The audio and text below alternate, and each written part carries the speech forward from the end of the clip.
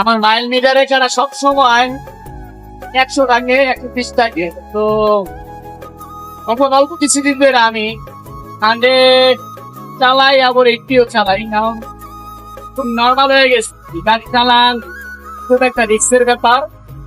আর আমার কাছে 80, 90, 100 মনে করি যে সবচেয়ে বেশি।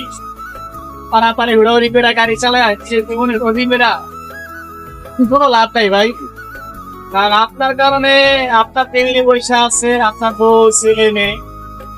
আপনি চাইলে আপনার ফ্যামিলি বাঁচাতে পারবেন, আবার আপনি চাইলে আপনার ফ্যামিলিকে নিঃস্ব করে যেতে পারবেন।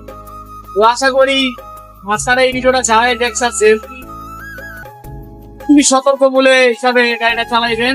সামনে যদি ঈদের বাজার চাপাতে দিব, পাড়াপাড়ি দিব, ট্রেনাইট গাড়ি চালাইবেন। এই ভিডিওটা শুধু সবচেয়ে একবারে বেশি ফিওযুক্ত হয় তাহলে একবারে সবচেয়ে 14 লাখ ড্রাইভারদের করবে।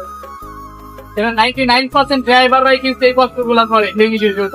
তো কেউ যদি আমার প্রতি কেউ কোনো কষ্ট পেয়ে থাকে তাহলে ক্ষমা দিতে দেখবেন। আপনাদের বড় ভাই হিসাবে কথাটা বললাম। সবাই ভালো থাকবেন, আল্লাহ হাফেজ।